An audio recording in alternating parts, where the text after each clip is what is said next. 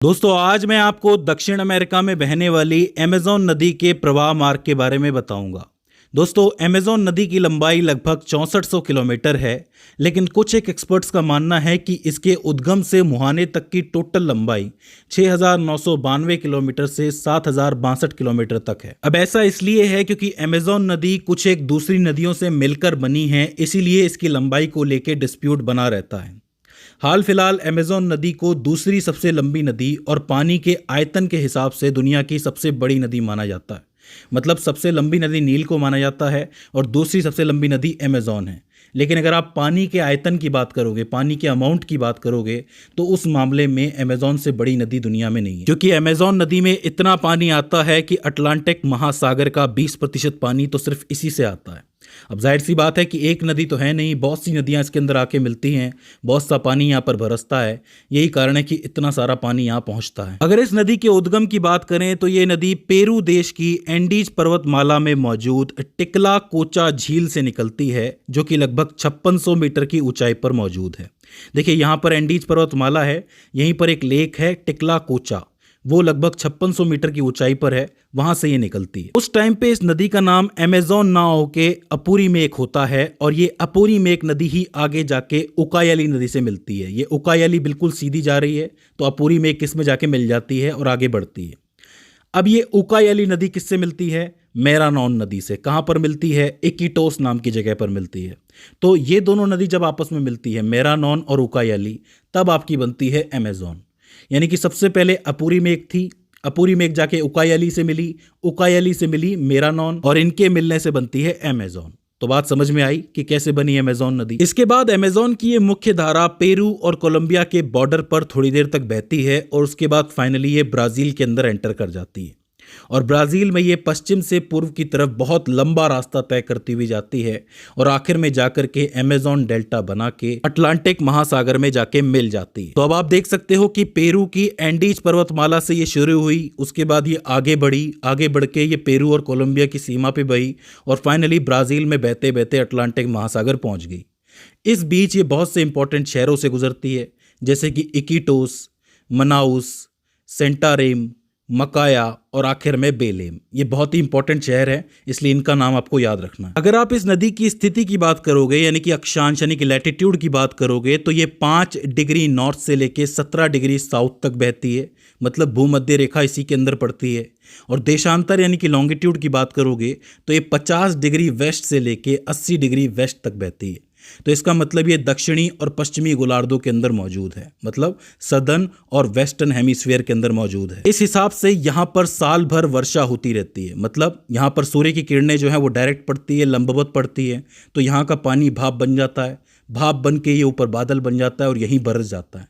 तो इसका मतलब यहाँ पर लगातार वर्षा होती रहती है, जिस वजह से यहाँ पे वर्षा वन पैदा हो जाते हैं। कौन से वन? Rain forest.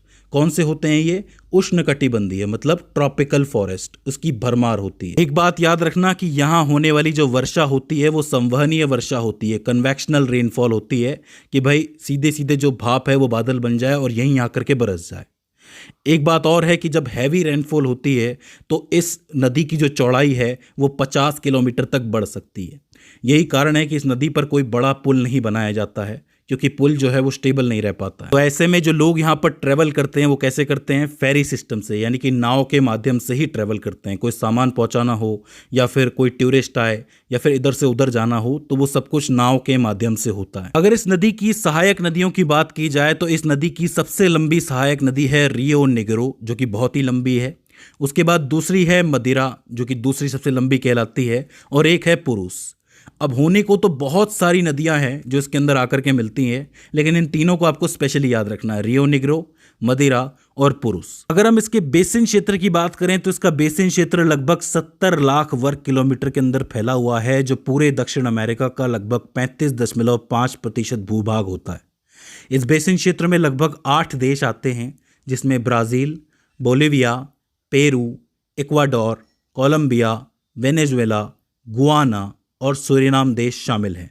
तो इसे आपको ठीक तरीके से याद रखना है। आखिर में अगर यहाँ की जैव विविधता की बात की जाए, बायोडाइवर्सिटी की बात की जाए, तो यहाँ आपको एक घनी बायोडाइवर्सिटी देखने को मिलेगी। यहाँ आपको जगुआर देखने को मिलेगा, जो अमेज़न का एक बड़ा शिकारी है। हार्पी ईगल जो कि एक पक्षी है, पेड़ों के अंदर रहता है, वो देखने को मिलेगा। गुलाबी नदी डॉल्फिन देखने को मिलेगी। पिराना मछली जो कि छोटी होती है लेकिन बड़ी खतरनाक होती है, वो देखने को मिलेगी। एनाकोंडा देखने को मिलेगा, स्पेशली ग्रीन एनाकोंडा, तो बड़ा खतरनाक सांप होता है जो पूरी नदी के अंदर बहता रहता है। आम सांप के मुकाबले बहुत ही बड़ा होता है ये। स्लॉथ देखने को मिलेगा, एक बहुत ही स्लो जानवर है। ब्लैक स्पाइडर बंदर देखने को मिलेगा जो फल खाता है। जहरीले डार्ट मेंढक देखने को मिलेंगे। टुकेन यानी कि रंगीन पक्षी होता है जो फल खाता है, वो देखने को मिलेगा। और साथ ही कैपीबारा देखने को मिलेगा। ये सब तो हैं सबसे प्रमुख जानवर और पक्षी जिसको देखने लोग यहाँ आते हैं। इसके अलावा यहाँ पर आपको 1300 पक्षी प्रजातियाँ देखने को मिल सकती हैं। 427 स्तनधारी जीव देखने को मिल सकते हैं जो प्रजातियों में हैं। 378 सरीसृप और 400 से ज़्यादा उभयचर प्रजातियाँ देखने को मिल जाएंगी।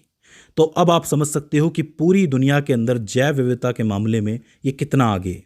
हालांकि अफ्रीका भी बहुत आगे है, लेकिन ये भी बहुत आगे। एक बात समझने वाली है कि यहाँ से ऑक्सीजन बहुत ज़्यादा बनता है। यही कारण है कि इसको दुनिया के फेफड़े कहा जाता है। याद रखना, दुनिया के फेफड़े।